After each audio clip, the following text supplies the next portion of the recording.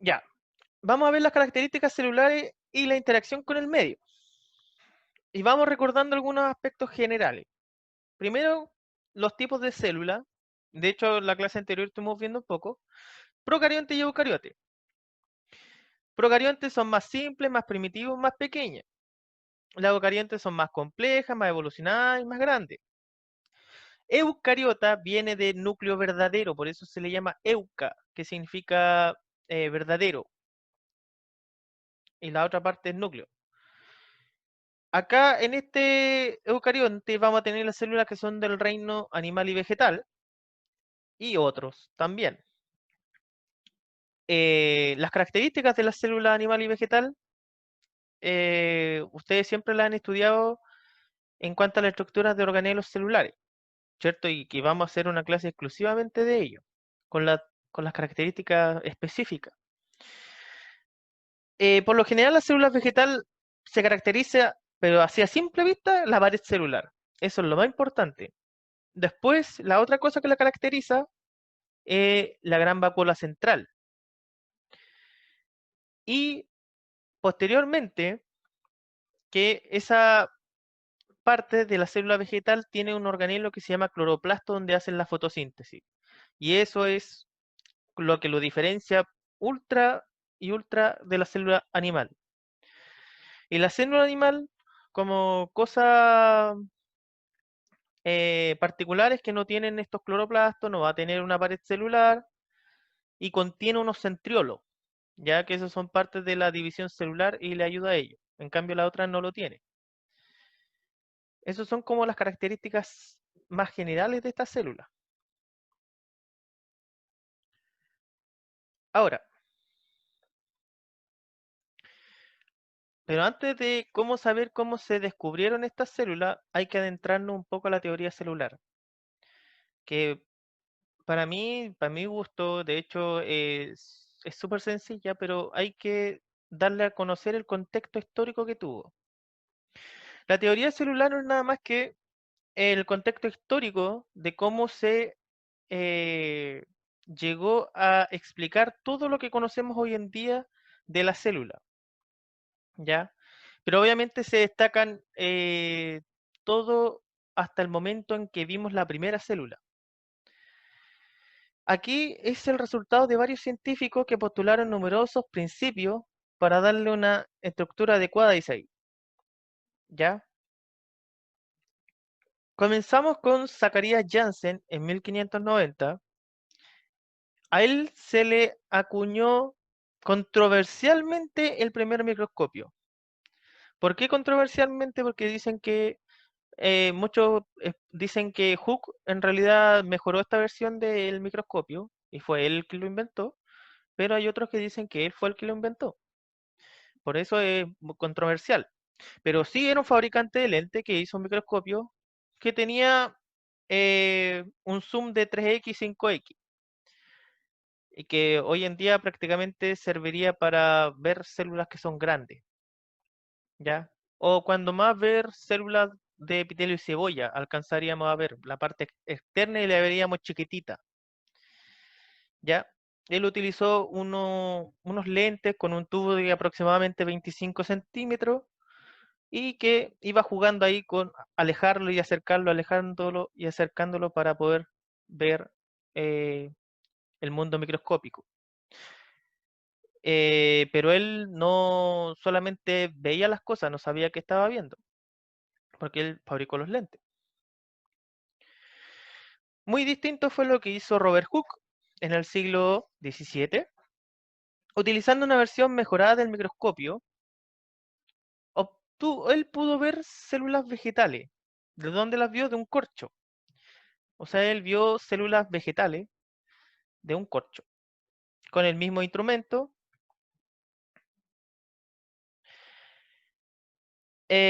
Y también a Hooke se le atribuyó el nombre, él atribuyó el nombre de célula a esos organismos que hoy en día conocemos y que son parte de todo.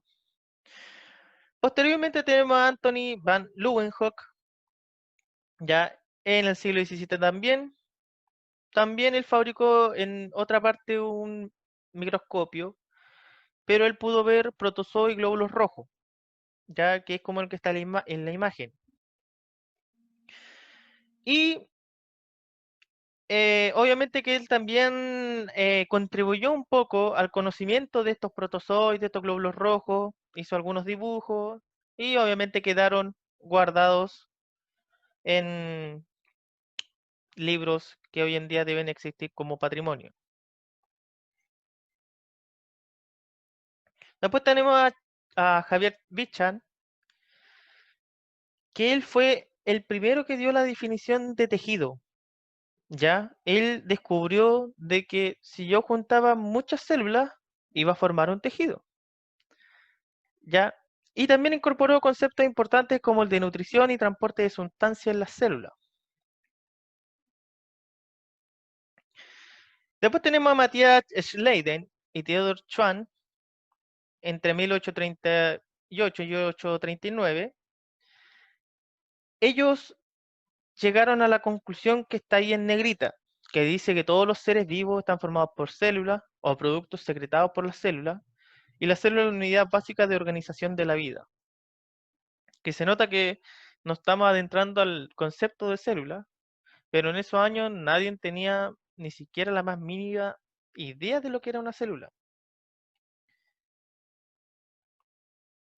Virchow, en 1855, dijo que toda célula se originaba a partir de otra célula y que eran unidades metabólicas. Por lo tanto, él dijo que se necesitaba de una célula al menos para crear una nueva. Las células provienen de células preexistentes.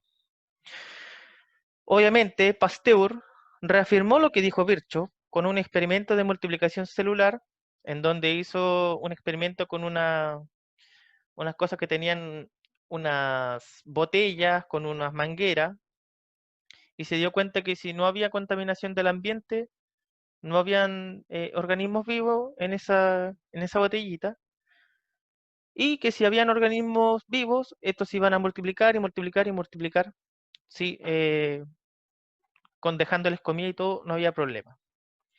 También demostró la teoría de los genes patógenos y desarrollo de vacunas contra enfermedades hasta contra la rabia.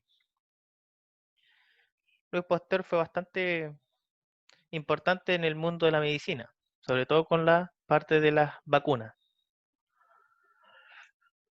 Todos estos científicos llegaron a estas conclusiones que están acá, que la célula es una unidad estructural de todos los seres vivos, o sea que todos los seres vivos van a estar formados por células, que la célula es una unidad funcional, ya que significa que tiene procesos metabólicos para la vida y que ocurren dentro de la célula, que la célula es la unidad de origen de todos los seres vivos, o sea que una célula proviene de otra preexistente, que la célula es una unidad genética de todos los seres vivos, o sea, cada célula tiene una información hereditaria, en este caso el ADN, y esa se transmite de generación en generación para la adaptación de los ambientes.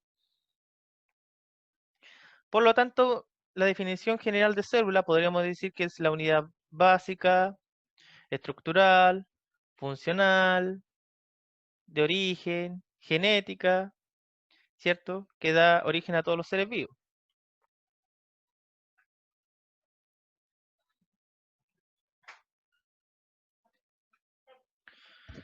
Ahora, las células procariontes con las eucariontes tienen bastantes diferencias.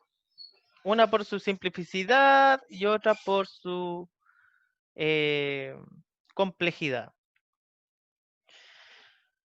Las procariontes ya estuvimos viendo un poquito, así que me lo puedo saltar.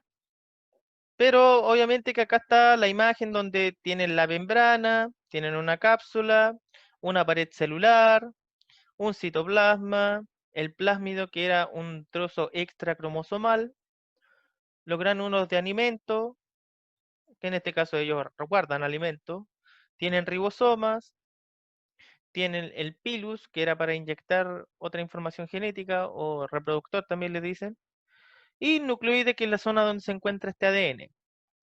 Una célula eucariótica, en este caso la que tenemos acá es de tipo animal, ¿Por qué razón? Porque no tiene pared celular. Tiene una membrana, un citoesqueleto, ribosoma, retículo endoplasmático rugoso, lisosoma, peroxisoma, glucógeno, retículo endoplasmático liso, centriolo, complejo de Golgi, vesícula de Golgi, mitocondria, núcleo, nucleolo, cromatina, la envoltura nuclear. Que eso lo vamos a ver en otra clase, cada una en específica con todas las funciones que tiene. ¿Qué cosas tienen en común? Lo que tienen acá en la imagen en el medio. Todas esas dos células tienen núcleo, nucleolo, retículo endoplasmático rugoso, liso, lisosoma, citoesqueleto, mitocondria, citoplasma, ribosoma, complejo de Golgi y membrana plasmática. ¿Qué cosas diferencias? Centriolo en la vacuola, acá es pequeña, en del animal, y en la vegetal tenemos una gran vacuola central, tienen una pared celular y un cloroplasto. Cloroplasto que sirve para la fotosíntesis. Ahora, analizando un poco la interacción que van a tener con el ambiente, tenemos que ver lo que es la membrana plasmática o membrana celular.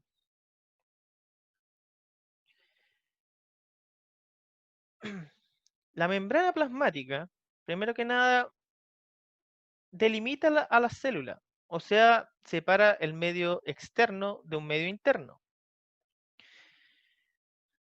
Eh, Permite que ésta mantenga su forma, o sea, que sea cuadradita, que sea alargada, que sea redondita. Es una capa delgada y flexible.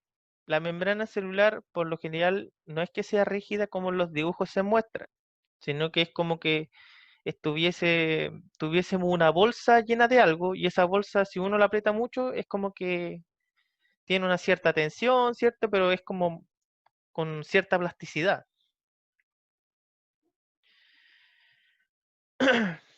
Esta fue propuesta, el modelo, por Singer y Nicholson en 1972 y colocaron esto como en el nombre de mosaico fluido, ya porque tiene como una forma semi en mosaico, pero así como bien imaginativo, y fluido más que nada por el medio en que se encuentra, que se encuentran inmersas en agua.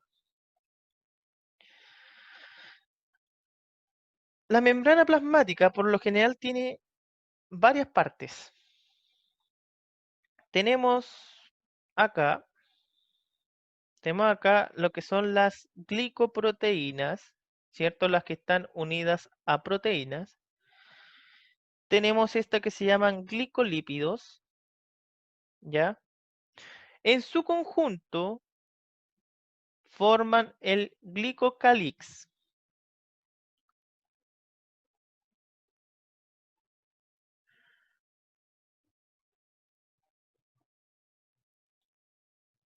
¿ya?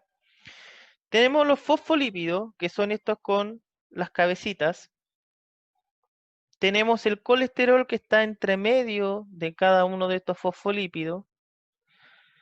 Tenemos proteínas que atraviesan las dos membranas, o sea, la doble capa de esta membrana, que se llaman proteínas integrales. Y tenemos otras proteínas que están externas, que son las proteínas periféricas.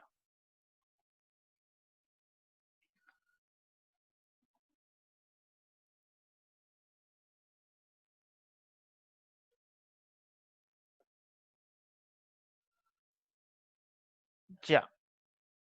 Ahora, los fosfolípidos, que son la parte más importante de esta membrana, tienen una cabeza hidrofílica polar y una cola hidrofóbica apolar. Y eso le da una característica de que sean anfipáticas.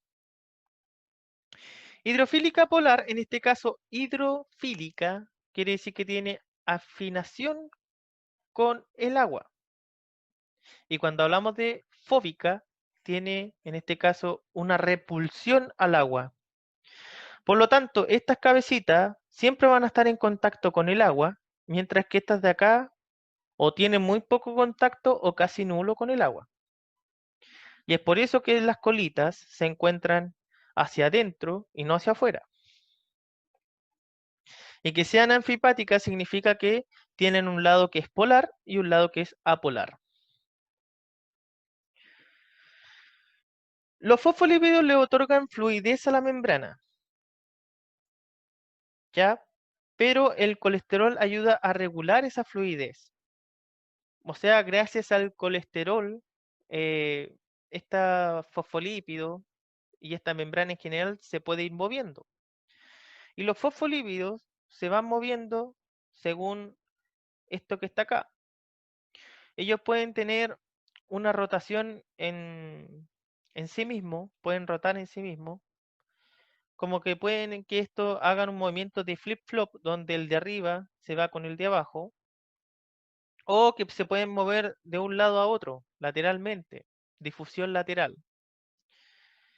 Por lo tanto, esta membrana plasmática siempre está en constante movimiento y se va adecuando también a las necesidades que tiene del entorno.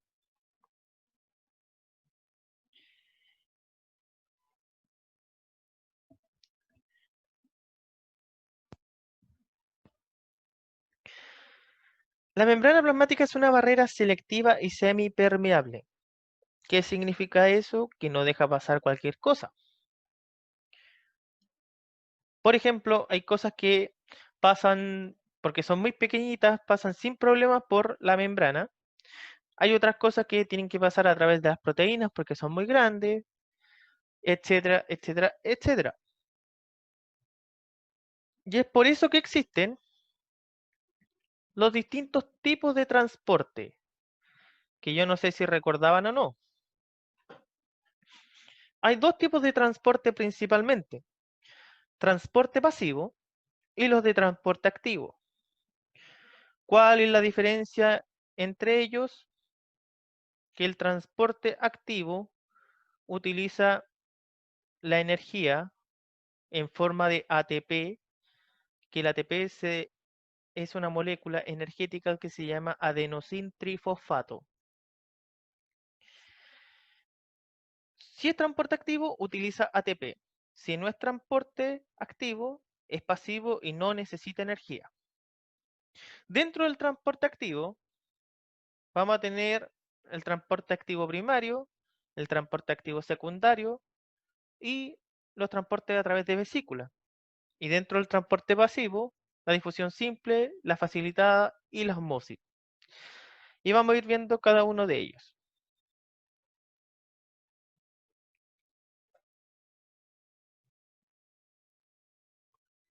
Pero voy a borrar esto.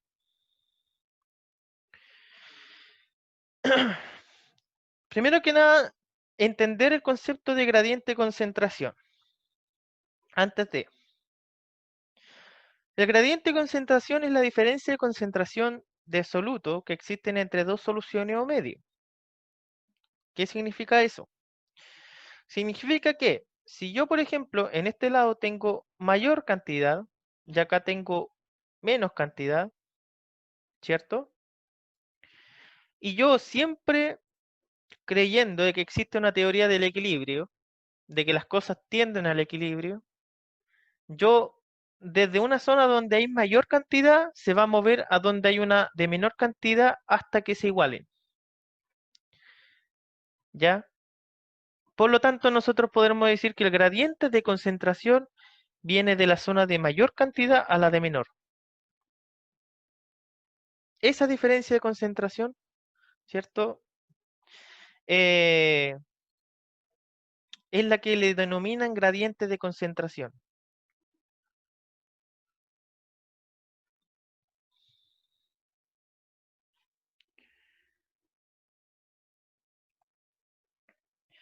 Y ahora sí, vamos con el transporte pasivo. El transporte pasivo es algo que se realiza a favor del gradiente de concentración, o sea, desde una zona donde hay más va hacia una zona donde hay menos. Para esto no se necesita gasto de energía, por lo tanto no ocupo ATP.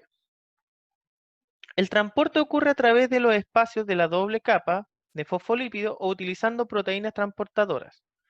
O sea, este transporte pasivo puede ser directamente por los fosfolípidos o puede utilizar alguna proteínas que le llaman proteínas canales sin ninguna dificultad. Por lo tanto, este transporte pasivo es para moléculas que son muy pequeñas.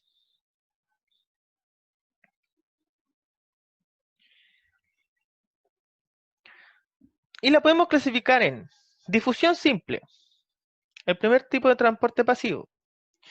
Lo realizan moléculas muy pequeñas, hidrofóbicas y sin carga eléctrica. ¿Ya? Y eso es importante acordarse, que tienen que ser pequeñas, tienen que ser hidrofóbicas y que no tengan carga eléctrica, o sea, sean apolares. Como por ejemplo el agua, el dióxido de carbono, el etanol. Su vía de paso es la bicapa lipídica. Por lo general llegan y pasan por aquí, por la bicapa lipídica.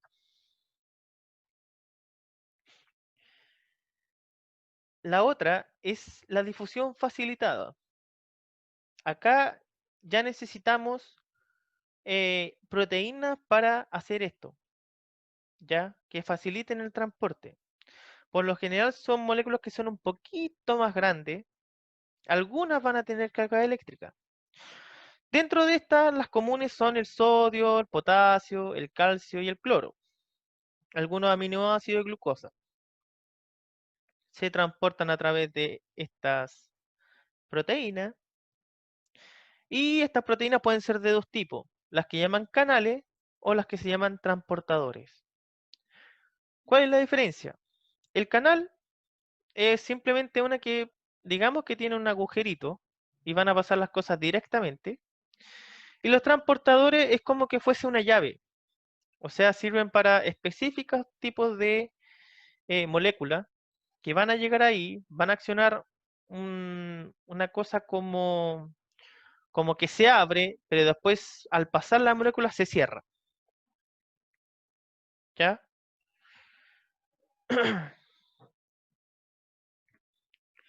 Posteriormente tenemos el transporte de agua, que es la osmosis. La osmosis, que es el transporte de agua, eso se hace sin gasto de energía. Y eso no sé por qué, pero siempre caen en la PSU, porque muchas veces preguntan por la osmosis. Transporte de agua le dicen, la osmosis es un transporte activo y ahí caen la mayoría. Este no es un transporte activo. ¿Por qué? Porque utiliza unas proteínas que son proteínas canales, pero como son específicas de ella, del agua, a esas proteínas se les llama acuaporinas. Pero este va funcionando también con el gradiente de concentración.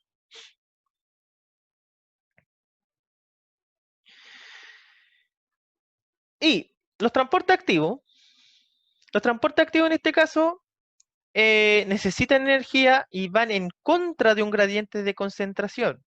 O sea, de una zona donde hay menos, va hacia una zona donde hay más.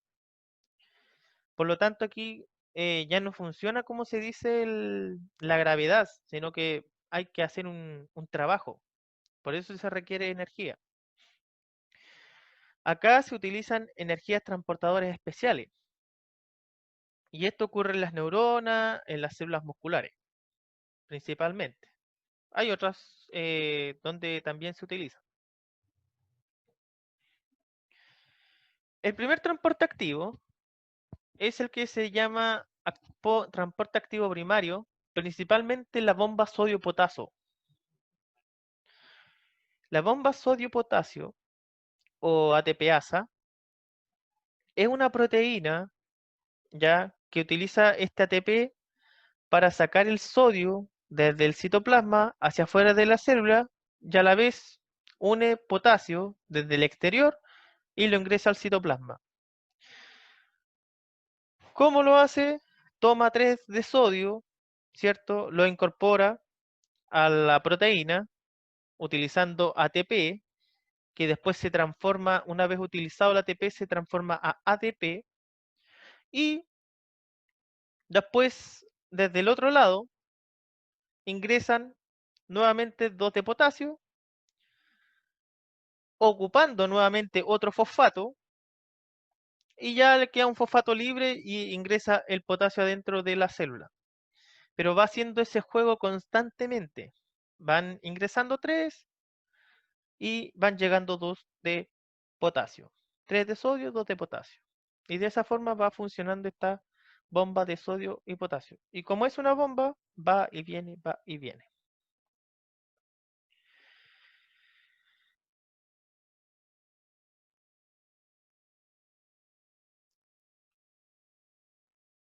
Después tenemos la bomba sodio-potasio, nuevamente. Eh, espérame. No, estamos hablando de la misma todavía. Ya, pero acá está de nuevo exactamente lo mismo, pero en este caso, otro esquema. No es nada más que otro esquema. Así que pasamos. Bueno, ahí está, ¿cierto? Ya con un cierto movimiento, para que se vaya entendiendo un poco cómo es este proceso, donde van seleccionando, en este caso 3 de sodio, viene un ATP, que se transforma en ADP, va dejando un fosfato libre y vuelve el proceso a repetirse una y otra vez dependiendo de lo que se requiera. Este proceso sobre todo se repetía en las células neuronales, cuando va pasando el impulso nervioso, ¿ya? Después tenemos el transporte activo secundario, que puede ser cotransporte de sodio-glucosa o sin porte y contratransporte o antiporte. Oh, me está quedando 5 minutos. Después, por si acaso se corta, eh, vuelvo a conectar. Les mando de nuevo el link y ni un drama. Ya, y vamos viendo acá en qué consiste en esto.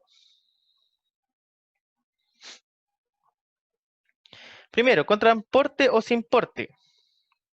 Estos son proteínas que introducen sodio al citoplasma a favor del gradiente de concentración y glucosa en contra del gradiente. Al hacer esta acción, a este mecanismo, le llaman sin porte, ¿ya? Porque en este caso está entrando una sustancia que es menor y por el otro lado está entrando en la otra parte una sustancia que es un poco mayor.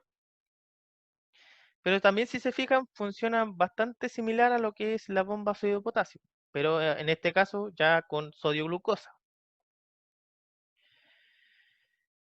Cotransporte o sin porte se da en células epiteliales del intestino, ¿ya? Y las células epiteliales por lo general son las células que tienen cierta microvellosidad en el intestino. Después tenemos el contratransporte de nitrógeno con calcio o antiporte. O sea, no nitrógeno, Na era aquí, ¿ya? Ouch, ¿ya? De sodio y calcio, que es una proteína transportadora que incorpora sodio a la célula a favor del gradiente y extrae calcio en contra del gradiente de concentración. Esto es bastante importante, este antiporte, sobre todo en las células que están haciendo sinapsis química, para regular en este caso la electronegatividad que tenían las células neuronales. Y también esto ocurre en muchas partes en los huesos también. Entonces ahí tenemos un esquema más o menos general de los transportes, donde está la diferencia entre una difusión simple, una que es de tipo facilitada, y los otros transportes activos, ya sea sin porte, antiporte o bomba sodio-potasio, que son bastante similares, solamente van cambiando, en este caso, los elementos.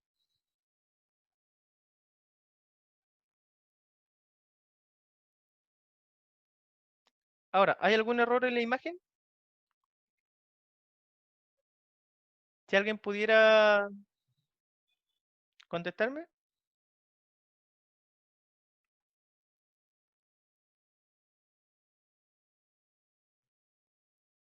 ¿Me dejaron solo? Se quedaron No dormidos. lo sé, usted es el profe. No cacho, profe. Estoy intentando pensar, pero no sé. No cacho. ¿Están seguros? Mm, ¿Habrá algún error?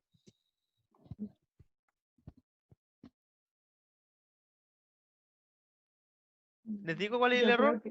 Yo creo que sí, pero no estoy segura, ¿viste? ¿El Dígame. transporte activo o no? Ese mismo, porque En tiene que el, ser pasivo.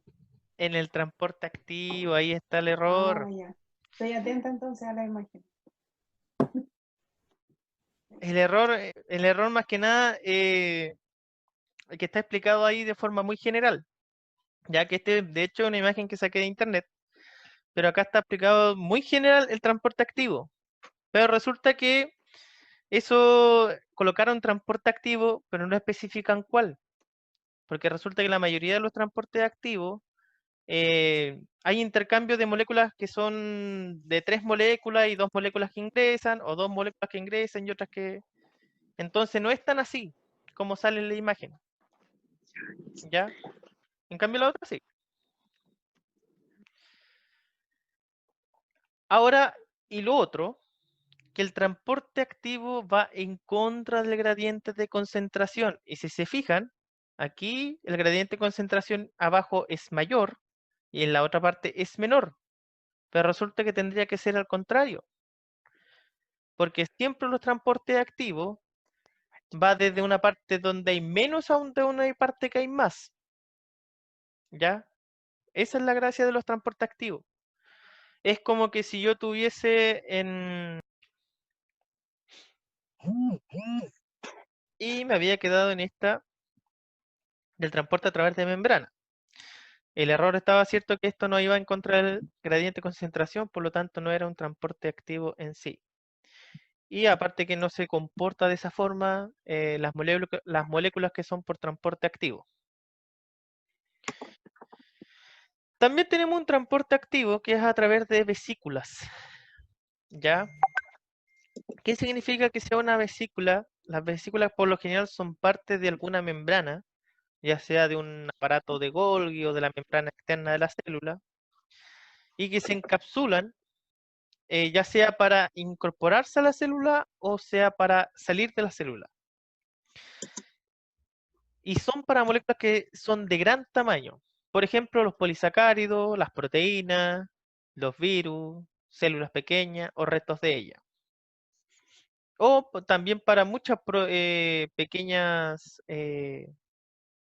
moléculas, muchas, pero en gran cantidad.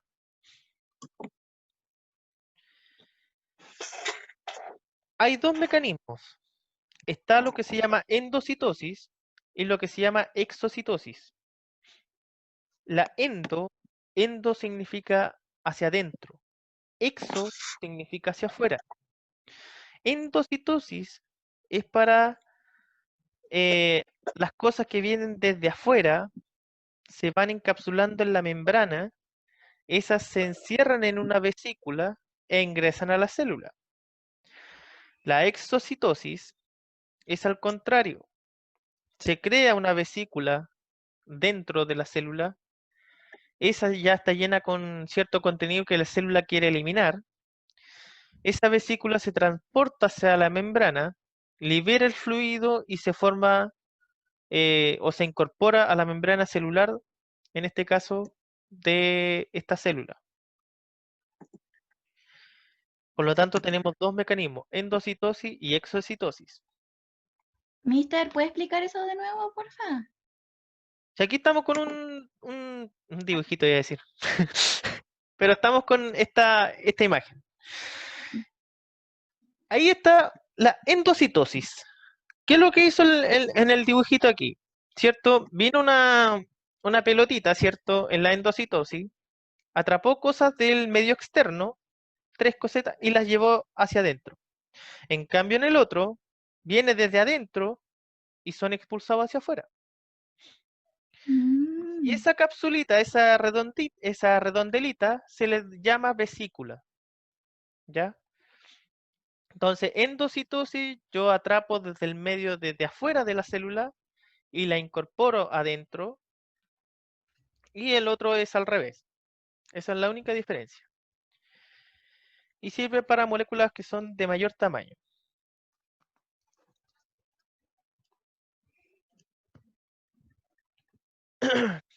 Ahora, del grupo de la endocitosis, o sea, las que incorporan cosas, hay tres tipos.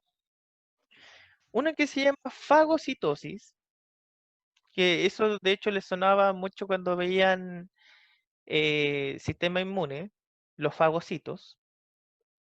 Los fagocitosis es, por ejemplo, cuando hay una partícula grande o incluso hasta otra célula externamente y esto la membrana la encapsula en una vesícula y la incorpora. Y es como un Pac-Man, en otras palabras. La célula se comporta como un Pac-Man. O sea, abre como una boca así de membrana, atrapa a su malhechor y la incorpora.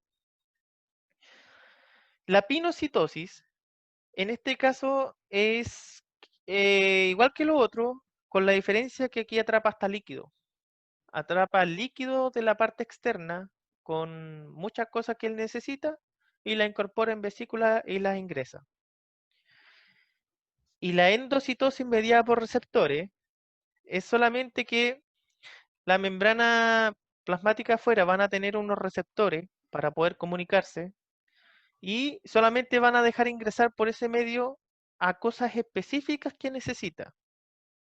Por lo tanto, tiene ciertos receptores y cuando llegan esas cosas a la parte donde están esos receptores o donde está esa célula diana, ¿cierto? Ahí atrapa lo que necesita la célula y la ingresa. Es la única diferencia ahí. Por lo tanto, tenemos tres tipos de endocitosis.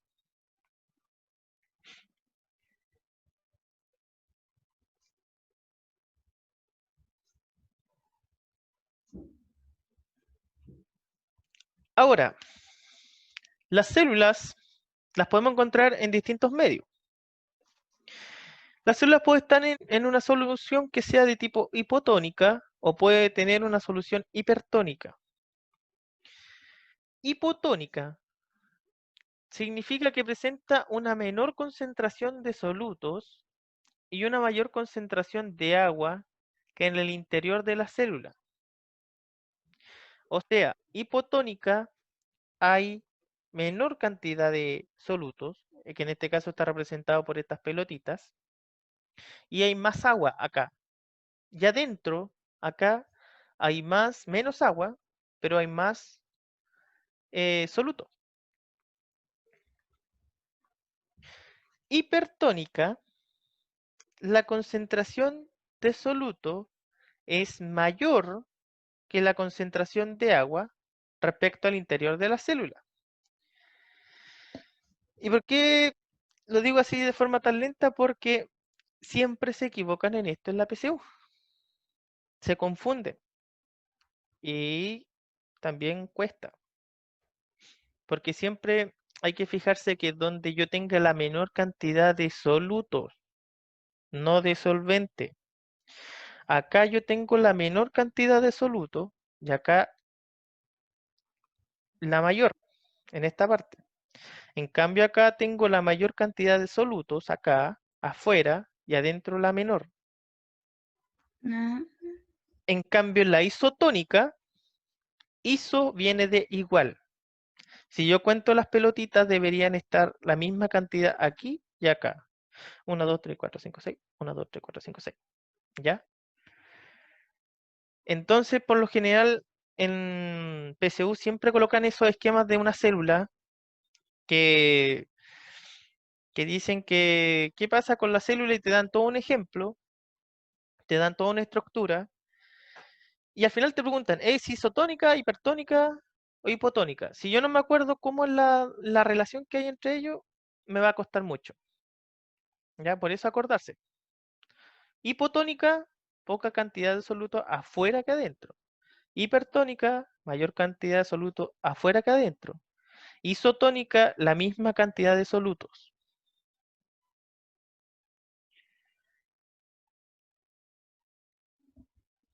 Ahora, diferentes concentraciones del medio. Mediante osmosis, el agua se mueve desde una solución hipotónica hacia una hipertónica hasta que ambos lados sean isotónicos. Y esto se puede representar con esto. Si yo tengo acá un solvente con un soluto, que este soluto está en menor cantidad que este de acá, ¿cierto? Por lo general siempre la osmosis, el agua, va a empezar a pasar hacia el lado donde hay mayor concentración de soluto, pero con el objetivo de que se cambien esos solutos hacia el otro lado y al final en algún momento se van a empezar a igualar las concentraciones.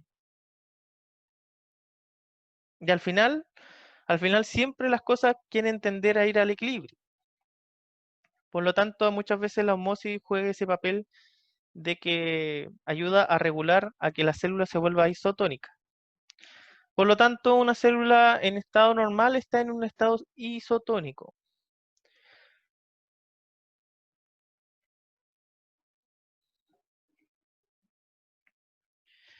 Ahora, ¿qué pasa con esta osmosis en las células vegetales y las animales? Por ejemplo, cuando la célula está en una solución hipotónica, ¿ya? ¿Qué significaba que fuera hipotónica? ¿Alguien? Que hay menor Menor concentración de cantidad. solutos y más concentración de agua. Ya, entonces,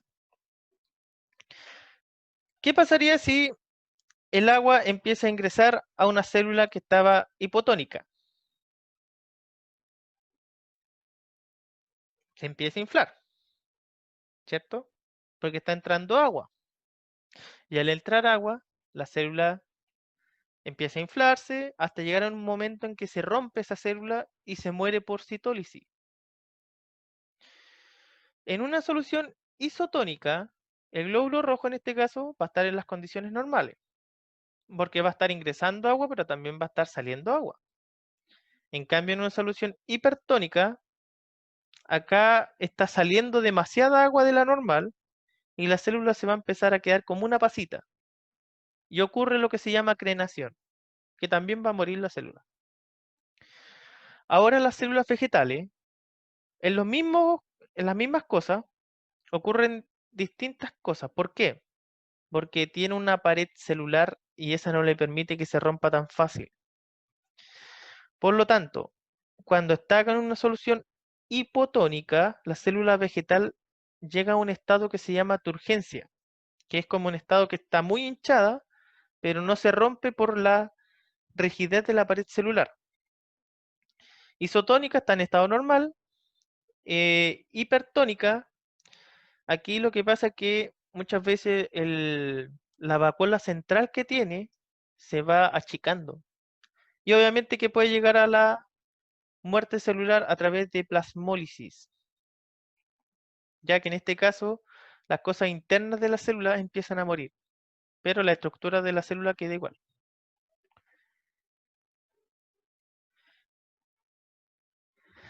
Hasta ahí, dudas, consultas. ¿Demasiada información en muy poco tiempo? ¿O en mucho tiempo?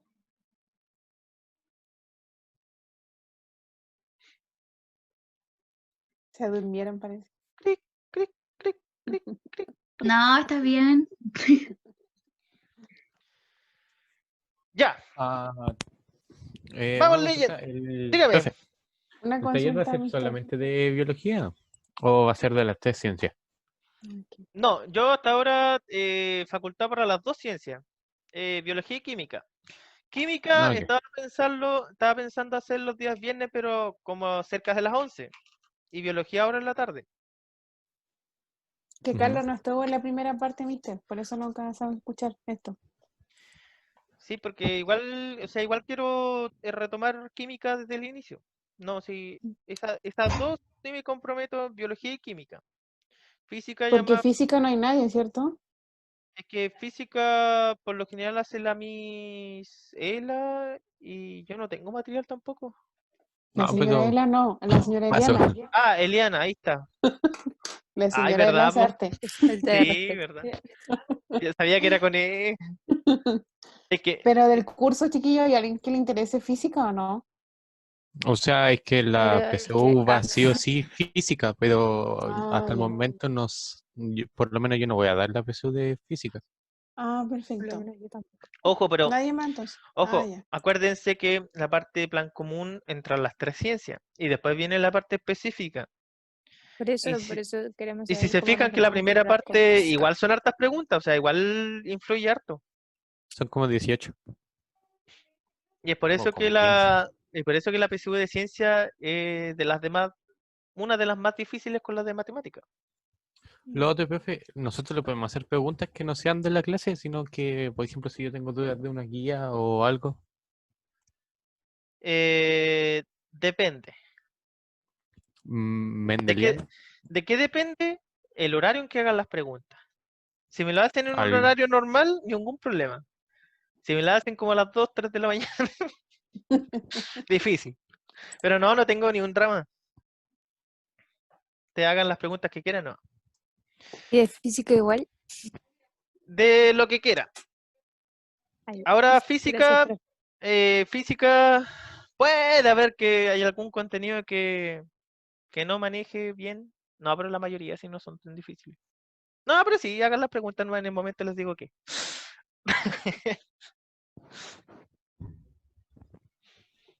Ya. ¿Alguien que quiera responder esa pregunta? A ver. O Miss, usted decide quién responde la siguiente pregunta. Ya, perfecto. Dice, el esquema representa un segmento de la membrana plasmática respecto a P, Q y R. ¿Es correcto afirmar que P está compuesto por carbono e hidrógeno? 2, que Q contiene carga eléctrica. 3, R es una zona de puesto de hidrógeno. La va a contestar Araceli. Ah, ahí está. Según yo, es la C, ¿o no? Solo 3. Solo 3. Que no estoy segura porque no la entendí bien. No. Ya, miren, aquí dice, el esquema representa un segmento de la membrana plasmática. Respecto a P, ¿cierto? Que eso que está ahí, Q, que esto que está acá, y R. O sea, P en este caso está apuntando a la colita del fosfolípido, Q está apuntando a la cabeza y R a la zona media. Y me dice, P está compuesto de carbono e hidrógeno. En este caso me está hablando de la composición de la parte de la colita de el fosfolípido. Después dice Q tiene carga eléctrica. Si esta zona de acá, la cabeza, tiene carga eléctrica. Y después me dice que R es una zona de puentes de hidrógeno. En este caso, que P está compuesto por carbono e hidrógeno, sí. ¿Ya? Y de hecho, todo esto que está acá va a tener carbono e hidrógeno. Siempre va a tener carbono e hidrógeno. Sí, entre otros compuestos. Hay que acordarse de las biomoléculas, el concepto de Chon. Carbono, hidrógeno, oxígeno, nitrógeno. Por lo general, la mayoría de las cosas que van a tener la célula van a estar compuestas por aquellos. ¿Ya? Q en este caso que tiene una carga eléctrica, sí va a tener una carga eléctrica. Y es por eso que dice que es polar. Cuando estábamos hablando al principio de la clase que decíamos que la cabeza era polar y la otra parte era apolar. Y el que sea polar es lo que le da la afinidad al agua. Y es por eso que esta parte externa tiene afinidad con el agua.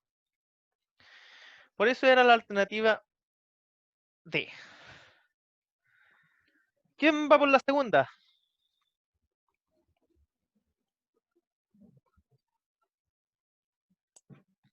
Miss, a cualquiera. Ya, a ver, un varón ahora. A Carlos, que llegó hace poquito, vamos a escuchar. Carlos, ¿estás por ahí? Sí, aquí estoy. Ya. ¿Te leo la pregunta o lo estás escuchando, viendo ahí? Estoy leyendo, estoy pensando. Ah, ya.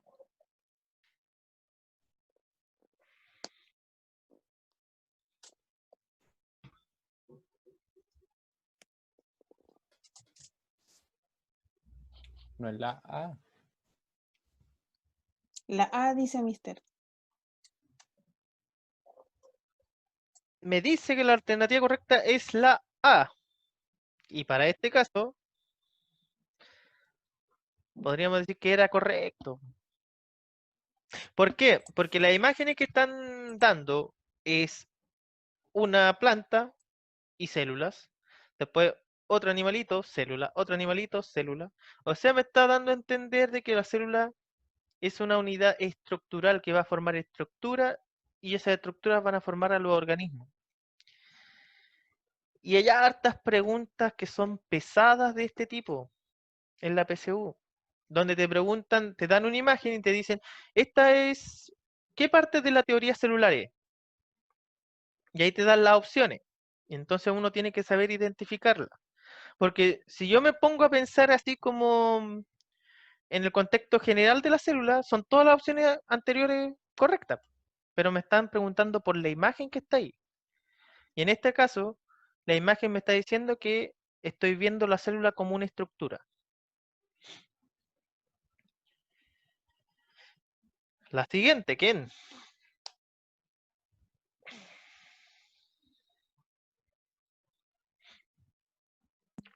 A ver.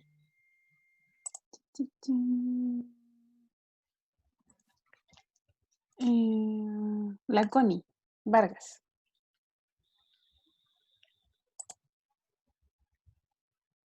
¿La puede leer?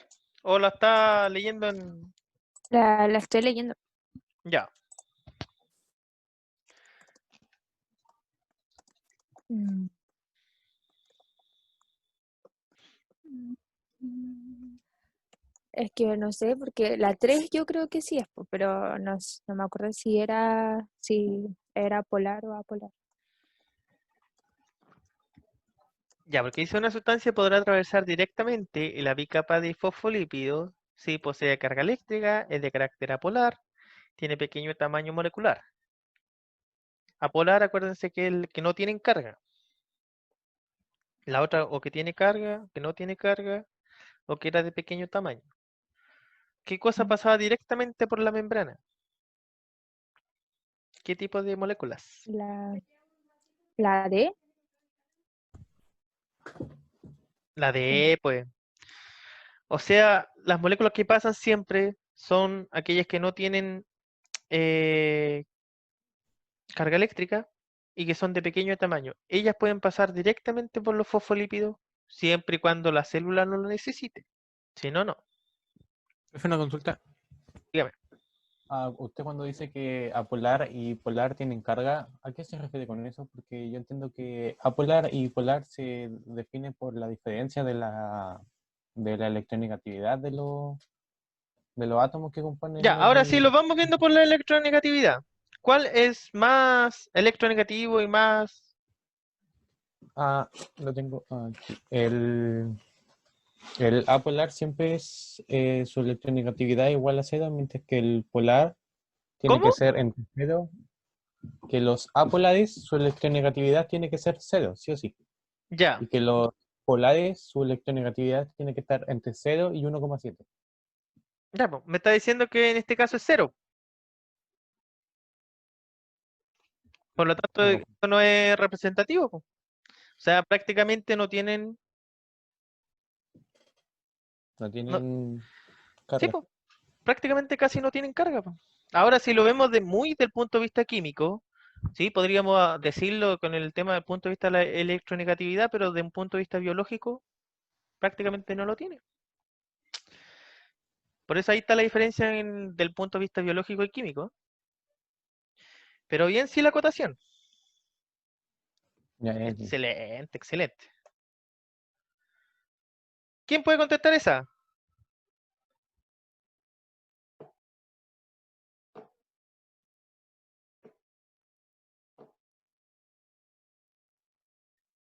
Quedan poquito, mister. Ya, Quedan 3 nomás de los chiquillos.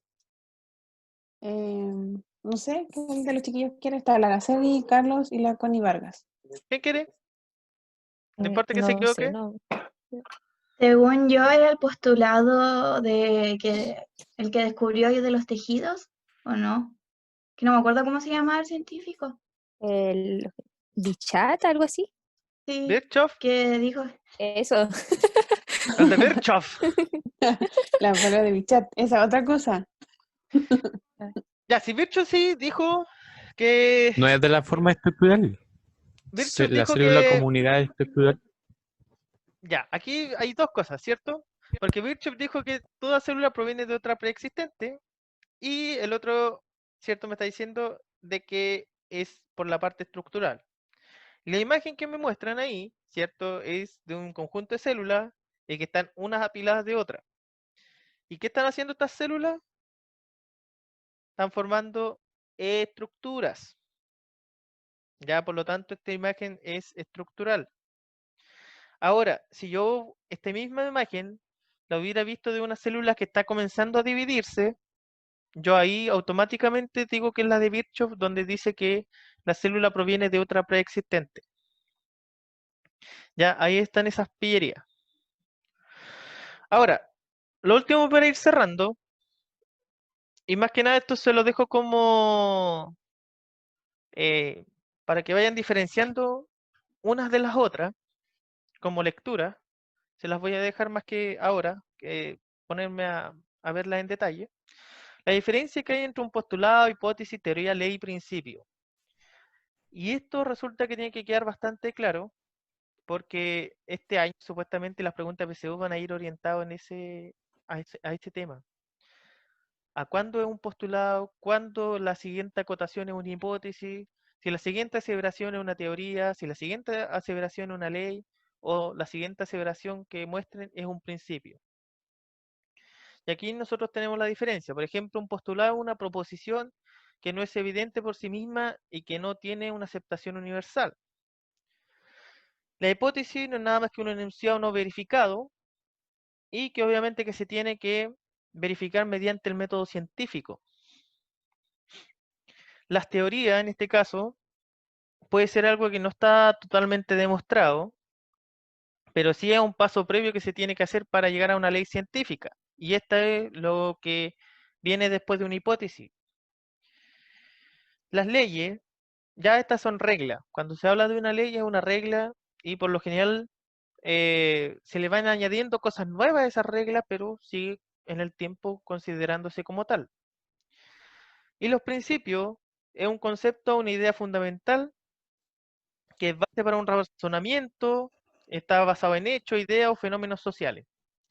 Por lo tanto, eso conlleva algo mayor porque tiene que ver con el aspecto social también. Ahora más adelante voy a ir subiendo también algunas guías, jugando un poquito con estos conceptos, pero ya en preguntas de tipo PSU. Ya por ahí se las dejo esto para que vayan leyendo y vayan captando bien la diferencia. Después ustedes me pueden preguntar en específico. Entonces, hasta ahora nosotros hemos visto las características de la teoría celular. Estuvimos viendo una característica muy general, ¿cierto?, de las diferencias entre células. Y después nos metimos a lo que es la membrana celular, ¿cierto?, con los transportes, que tenemos transportes de tipo activo y pasivos. Dentro de los activos, esos van en contra de un gradiente de concentración, los pasivos van a favor de un gradiente de concentración. Los activos necesitan del adenosín trifosfato, mientras que los pasivos no lo necesitan. Y hay de varios tipos, ¿cierto? Y ahí estaban las características por cada uno.